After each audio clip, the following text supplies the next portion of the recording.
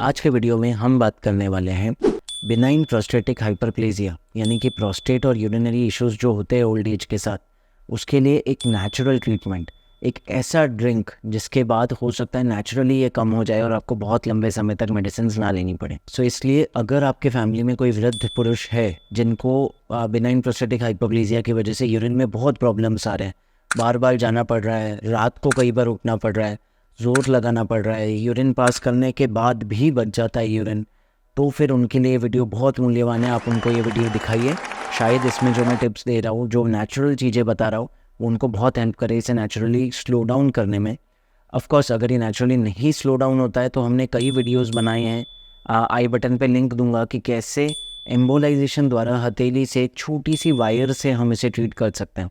लेकिन अगर naturally control होता है तो मैं खुश होऊंगा कि कई पेशेंट्स को इसकी ज़रूरत भी ना पड़े और वो सिंपल फूड चेंजेस और डाइट चेंजेस से अपना प्रोस्टेट इश्यूज कंट्रोल कर पाएँ। तो देखो दोस्तों, आज मैं आपको एक शॉकिंग फैक्ट बताऊंगा।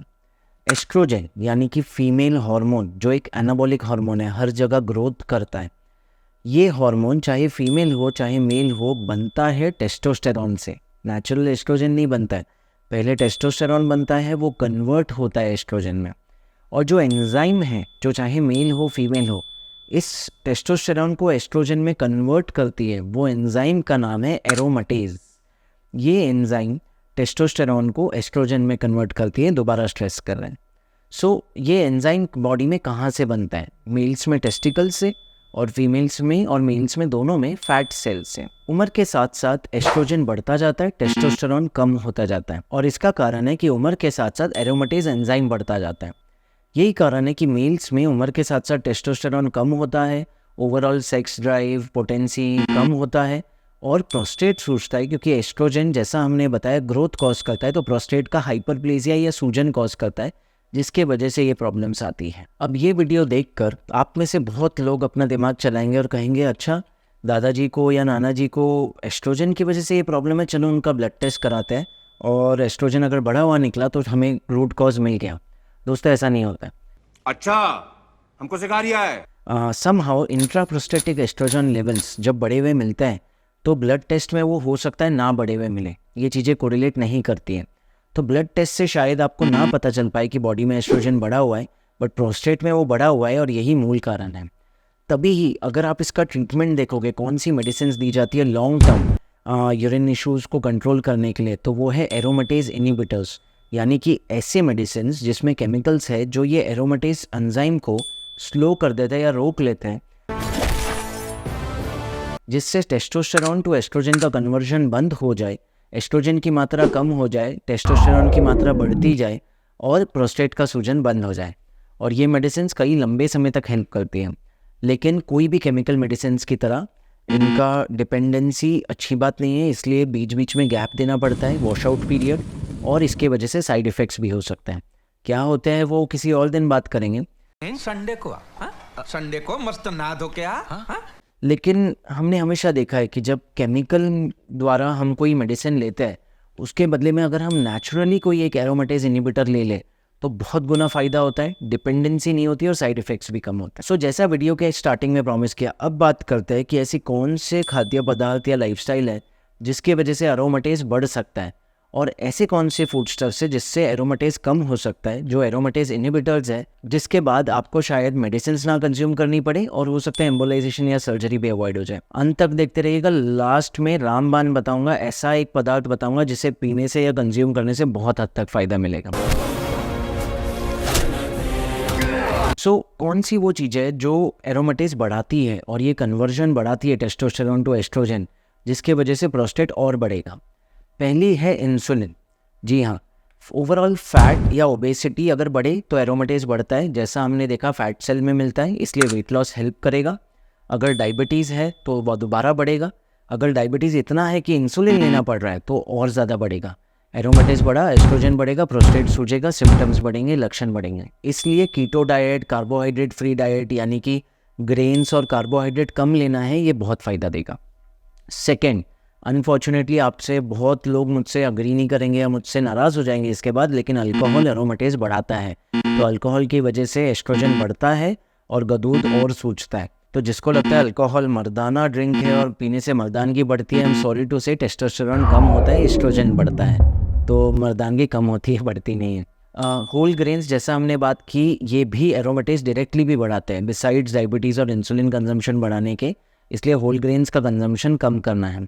And lastly hormonal replacement therapy, birth control pills, ये तो डायरेक्टली एस्ट्रोजन पिल्स है, तो ये भी अफेक्ट करते हैं और एस्ट्रोजन का लेवल बढ़ाते हैं अगर ये देने पड़ रहे हैं किसी कारणवश तो। लेकिन अब वो चीज़ें देखते हैं जो एरोमेटेज एंजाइम को कम करते हैं, जिसके कंजम्पशन से हो सकता है आपको एरोमेटेज इनहिबिटर टैबलेट्स ना लेनी पड़े।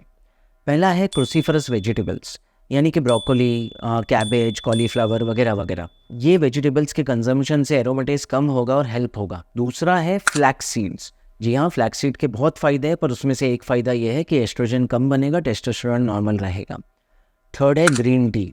तो अगर आपको डॉक्टर ने ग्रीन टी रिकमेंड किया या आपके फिटनेस एक्सपर्ट और डाइटिशियन ने रिकमेंड किया तो डेफिनेटली बहुत हेल्प करेगा।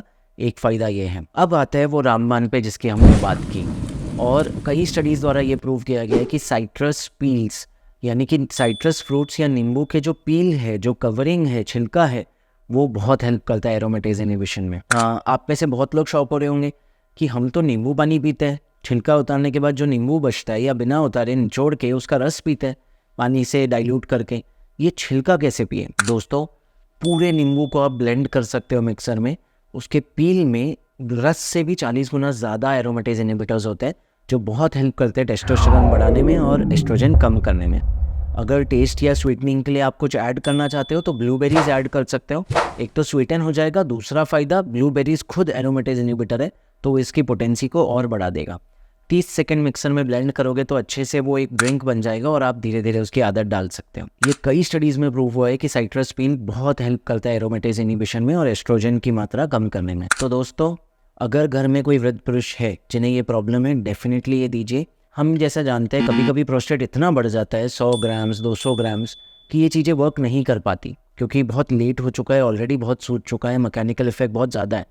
एट द सेम टाइम कभी कभी इतना बढ़ जाता है कि पेशेंट को यूरिनरी रिटेंशन हो जाता है, फोलीज या पाइप डालना पड़ती है ताकि यूरिन आए, और उस स्टेज में भी आप नींबू पानी पिला के या नींबू का ब्लेंड पिला के नहीं इंतज़ार कर सकते कि वो कम हो।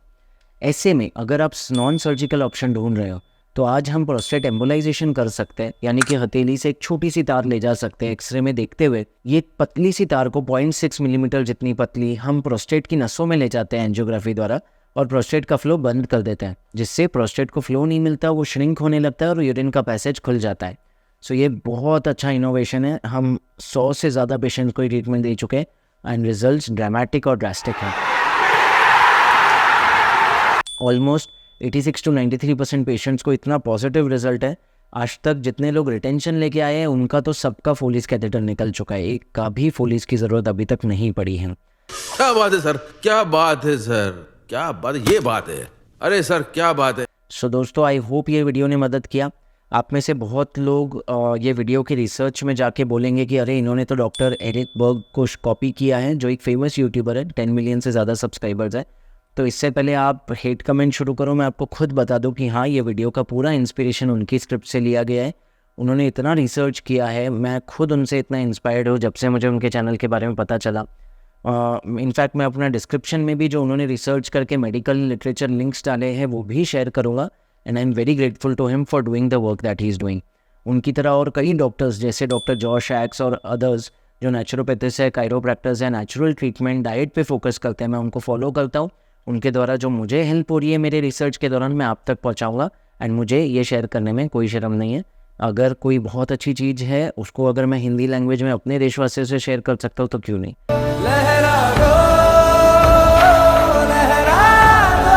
तो आई होप हमारे चैनल द्वारा आपको बहुत बेनिफिट मिल रहा है। अगर किसी को आप जानते हो जो प्रोस्टेट प्रॉब्लम से सफ़र कर रहा है, सर्जरी करना मुश्किल है क्योंकि ब्लड थिनर्स पे है या डरते हैं सर्जरी से, तो एम्बोलाइजेशन का ऑप्शन से ज़रूर डिस्कस करें। पिन कमेंट और एंड स्क्रीन्स पे सारे लिंक शेयर कर रहा हूँ, इन्हें विजिट कीजिए। सुरक्षित रहिए, सशक्त रहिए।